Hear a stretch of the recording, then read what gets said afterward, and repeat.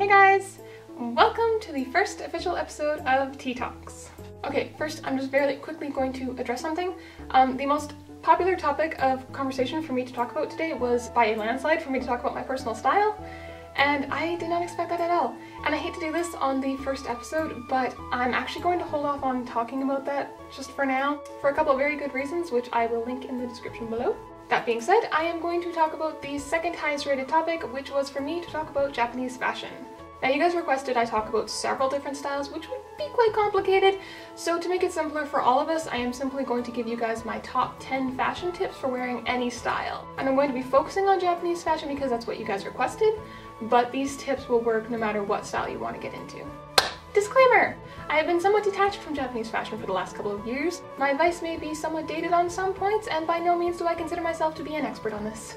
Alrighty guys, get your tea, let's do this. Number 1, research. Whatever style it is that you're wanting to get into, research your heart out. Look it up on Google, find fashion blogs for it on Tumblr, find other people who dress that way, join communities. Whatever you do in life, the more you understand it, the better you'll be at it, so research. Make note of what things seem to be most fundamental to the style you're interested in. What elements seem to be key to this look? For example, Lolita fashion always makes use of skirts or dresses with a dramatized shape, often a bell or cupcake shape. Flat skirts are generally not considered to be part of the Lolita aesthetic because it takes inspiration from the Victorian and Rococo fashions of historical Europe, which were often very elegant in their nature, something flat skirts simply do not adhere to. This is just one example, but you can do this kind of breakdown with any style, whether it be fairy kei, visual kei, mori, cult party, etc. You simply want to analyze pictures for reoccurring themes and figure out how you want to incorporate those themes into your personal wardrobe. Also, along this train of thought, researching the origins of a fashion can actually help you in deconstructing its key elements, as it will give you an extra source of material to observe and learn from. Number 2, collect sources of inspiration. I mean, like, hoard them. This sort of ties in with number 1 in the sense that it's kind of like research, but it's more personal research. I honestly recommend making a Pinterest board where you can just collect all the images that you find, but however you go about it, ultimately the point is to create a space where you can gather all your sources of inspiration to refer back to them when you want to figure out what you want your personal style to look like. Even though there are generally guidelines within a fashion that you should follow in order to look the part, everything in between those guidelines is really open to personal interpretation. If you want to customize your own look to your personal tastes, it really helps to have a plethora of visual references to guide you along your way. As an example, if you're interested in cult party kei and you're not really sure where to start, you can start by looking up images on Tumblr or blogs on Tumblr specific to it.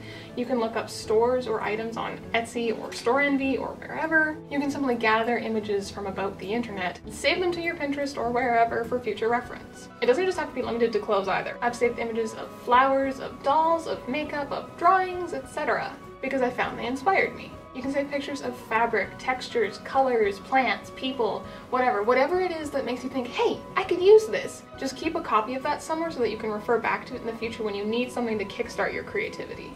Number 3, participate in frequent private dress-up days. If you have nowhere to go and nothing to do, just get up, go over to your closet and start messing around with clothes. This is, in my opinion, an absolutely essential part of the creative process of fashion. You need to have that limitless, pressure-free, one-on-one time with yourself to just explore what your tastes are and to come up with cool coordinates. And if it doesn't turn out, who cares? It's all part of the learning curve. Every time you create an outfit you dislike, you learn as much, if not more, than every time you create an outfit you do like. Both are necessary, both are meaningful. Number 4, do not let yourself stay discouraged. I'm not going to tell you not to get discouraged, because that's a natural part of life, but do not let yourself stay there. No matter how many outfits you make that you dislike, keep trying. I have spent hours upon hours on end in my room creating outfit after outfit after outfit that I hate. I'll be exhausted and frustrated and I will get one more idea, and a voice in my head will encourage me to just give it one more shot, and it's in those moments that I've created some of my best outfits. Along that same note, if you decide to share your creations with the world, either via the internet or in public, you will very likely at some point receive unwanted criticism. Don't let them get you down. Everyone is entitled to their opinion, but that doesn't mean that you have to care what their opinion is. These are your clothes, and this is your body. No one has a right to tell you what to do with it or how to dress it. Your happiness and the way you pursue it is your private journey. You are not obligated to let anybody else in on that. If this makes you happy, then hold on to that feeling. Never, ever, ever, ever sacrifice doing what you love simply because somebody else doesn't like it. Number 5. This one is probably one of my biggest ranting points in all of J fashion. I used to be guilty of this myself, but not anymore. Do not get all hung up on rules. And do not let anyone else force you to be all hung up on rules. There are some very prevalent elitist attitudes in a lot of fashion communities. And for some reason, people love running around telling other people what they should or should not do. I found this to be so stifling.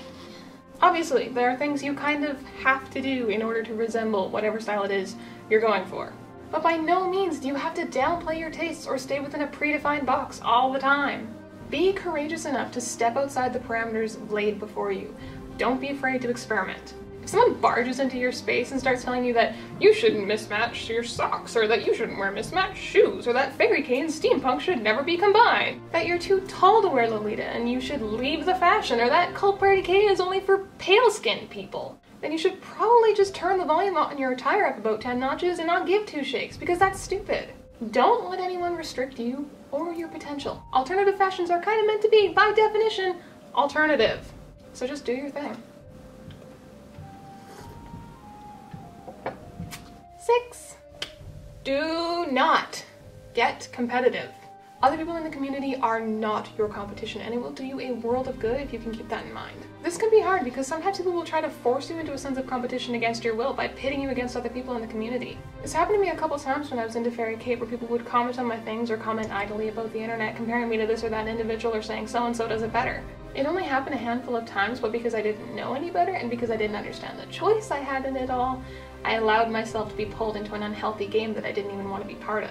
I started viewing the girls that I was being pitted against with jealousy and slight bitterness, despite never having really even interacted with them. And I hated feeling that way, but I felt like I had to outdo these people in order to be accepted and acknowledged. Feeling that way will honestly just mess you up. It will only serve to hinder you and what you do. So don't let yourself go there. Instead of seeing those who dress the same way as you, whether it is better or worse than you, as rivals, try to see them as family. You have at least one giant thing in common, the way you dress. And you are both standing together as allies, expressing yourself to a world that would rather see a toned-down version of you. Focus on your similarities and not your differences. This is not a race. This is not a contest. Don't let anyone make you feel like it is. 7. Prepare for a block of cheese with this one. Love yourself. You might think self-love has little to do with fashion, but the complete opposite is actually true. Self-love gives you self-confidence. Self-confidence allows you to own what you do. Self-love gives you self-worth. Self-worth helps you stand strong against hatred, criticism, and self-doubt. Self-love allows you to treat yourself. Instead of wallowing in insecurity and guilt, thinking you're wasting time, wasting money, being vain and self-centered and vapid, you can instead understand that spending time on yourself, pampering yourself, investing in yourself, and doing something which makes you feel good about yourself are all worthwhile and valuable pursuits. Having a good relationship with yourself physically and mentally will give you the strength to do, create, and be so much more. Fashion is only one medium through which you can express that strength, but the two kind of complement each other. Number 8, don't sell yourself short. Never let yourself think this is all you're capable of, or that you'll never do better. Never let yourself think that you'll never be this good or that good. You are capable of achieving only that which you allow yourself to achieve. If you preemptively set a restriction on what you are capable of achieving, you will never surpass that, no matter how capable you actually are. It's like the law of attraction. What you think, you will become, and so on and so forth. By focusing on what you can do, you move forward. By focusing on what you can't do, you stand still. You will make your own prediction of failure come true simply because you are preventing yourself from ever moving forward, and therefore succeeding.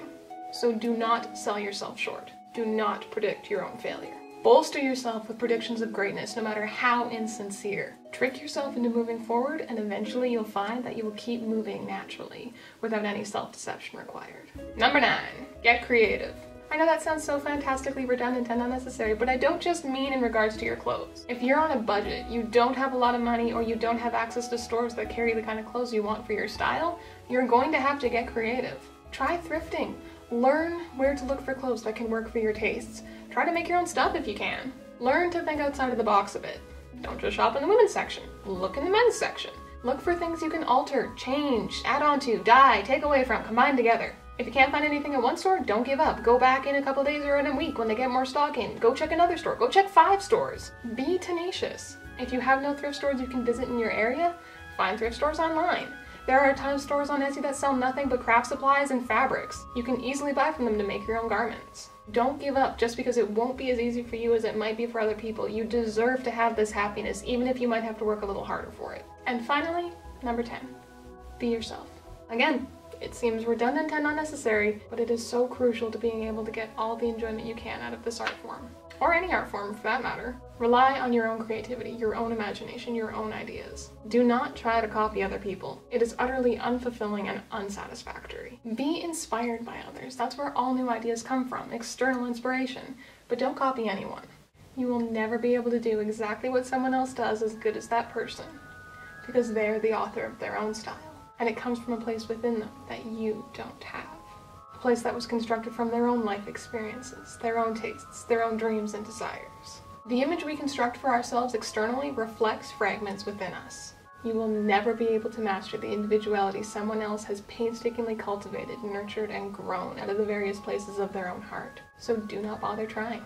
Work instead to foster that uniqueness within yourself, to grow the seeds you've already planted, to allow your own world to flourish.